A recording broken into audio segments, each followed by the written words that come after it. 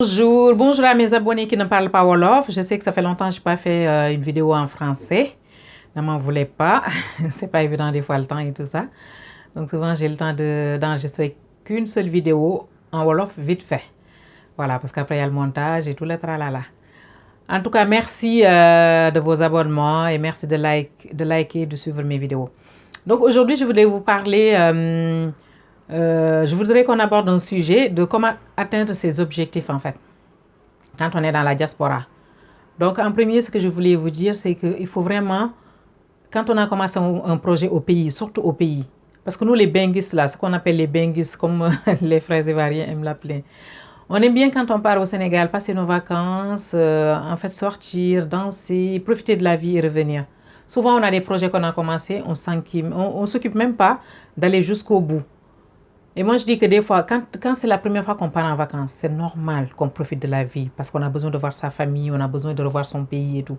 Mais tous les autres vacances qui restent, en fait, ça ne doit pas être vraiment des vacances de plaisir, ça doit être des vacances utiles. C'est-à-dire, tu as acheté un terrain quelque part, il faut que tu ailles voir comment ça va avancer. Comment on fait pour construire ce terrain, par exemple? Tu as un projet pour acheter un terrain, il faut que tu ailles te renseigner le pourquoi du comment on fait si jamais un jour j'ai envie d'acheter un terrain. Tu as monté un projet, il faut que tu ailles au bout de tes projets. Tu as des papiers à faire, va jusqu'au bout. Il faut qu'on ait l'habitude d'aller se confronter à nos administrations nous-mêmes et d'arrêter de rester en Europe et de déléguer. Parce que toujours, il y a des problèmes. Toujours, on se fait arnaquer. C'est nous qui pleurons ici. Ah, je me suis fait arnaquer. J'ai envoyé un tel, ceci, machin, chose. Mais souvent, on ne fait pas des efforts. Nous, quand on part en vacances, on est à la maison. Si on sort, c'est parce qu'on est sorti pour le plaisir. Donc, on ne sait même pas comment on fait pour aller acheter un terrain. On ne sait pas comment on fait si tu as besoin d'un papier. Donc, toi, tu vas rester en France, en fait, pour envoyer des trucs. Après, tu te fais avoir, tu commences à pleurnicher. Oui, j'ai envoyé un tel homme. Non, de temps en temps, il faut faire, comme j'ai dit, des vacances utiles. Les premières semaines ou bien les 2 semaines où tu viens d'arriver là, fais le maximum pour aller faire tes démarches, te renseigner. Il faut se confronter vraiment à comment ça se passe le pays.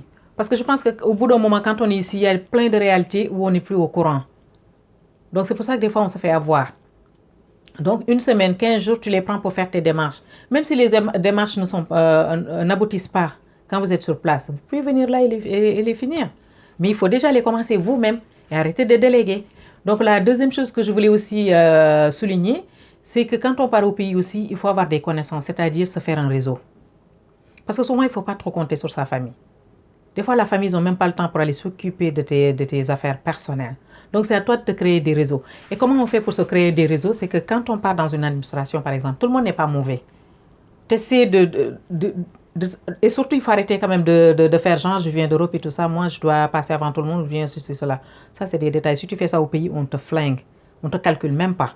Donc, moi, ce que je voulais dire, c'est que quand vous allez dans des administrations, il faut rester à la hauteur des personnes. Vous parlez correctement aux gens, soyez poli avec les gens que vous trouvez sur place. C'est comme ça qu'on se constitue un réseau. Donc, du coup, tu fais connaissance avec un tel. Tu reviens ici en France, il peut t'aider à débloquer une situation qui est peut-être bloquée. Donc, ce sera beaucoup plus facile. Tu as besoin d'acheter un terrain, il faut aller voir quelqu'un qui s'y connaît vraiment. Tu as besoin de construire ta maison, il faut vraiment aller voir la personne qui vend des ciments, la personne qui vend de la terre, la personne qui s'occupe de un tel, le processus en fait. Tu as fait confiance une fois à un maçon qui a bien travaillé avec toi, une fois, 2 fois ou 3 fois. Tu dois garder cette relation. Tu as eu affaire avec n'importe quel corps de métier pour construire une maison. Il faut garder ces personnes. Ce sont ces genres de personnes pour le réseau qui peuvent t'aider quand tu es là, qui peuvent être derrière toi pour anticiper ou bien te dire les choses, comment ça se passe vraiment. Mais il ne faut pas attendre au dernier moment de venir là, commencer à demander aux gens et tout ça. Vous ne saurez pas.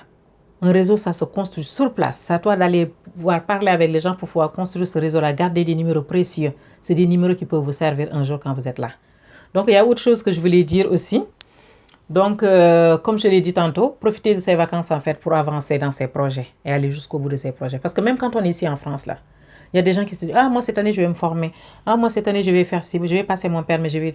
Donc là, on a la possibilité en France, si tu veux te former, tu peux te former.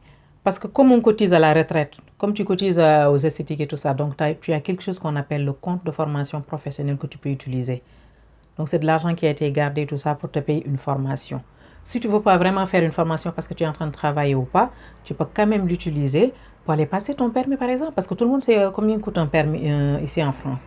Même si tu n'as pas besoin d'acheter maintenant une voiture, mais au moins tu sais conduire. Parce que souvent, il y a des offres d'emploi, ils te demandent permis B obligatoire. Et même, si tu as besoin, par exemple, de faire des courses ou quelque chose comme ça, un jour ou l'autre, tu en auras besoin. Au moins, tu loues une voiture pour faire tes courses et tu reviens. Au moins, ça t'a servi à quelque chose. Donc, il faut vraiment qu'on profite de quand on part en vacances, de bien profiter pour aller au bout de nos projets. C'est ça que je voulais vous dire, mes amis. En vous demandant de continuer à vous abonner. Je continuerai franchement à faire des vidéos en français, en ça, ne vous inquiétez pas. Donc, pour les personnes qui sont abonnées et qui ne comprennent pas le Wolof.